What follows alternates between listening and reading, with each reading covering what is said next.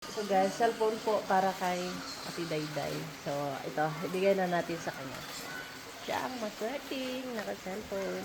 Ate Day, smile! Yan. Sa'yo, cellphone. Thank you talaga ni. Buksan mo, baka walang... Sa 2 taon ko, nakadalawang cellphone na din ako. Wow. Kahit Kasi 2 years na siya dito sa amin. 2 years na siya kasama ng aming bonbon. Ayan. kahit na pa-end na ako.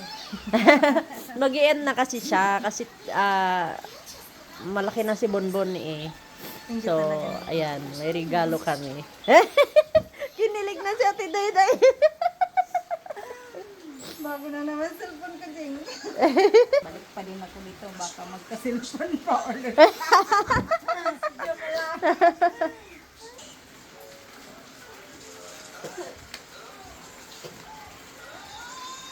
Sana all. Sana all.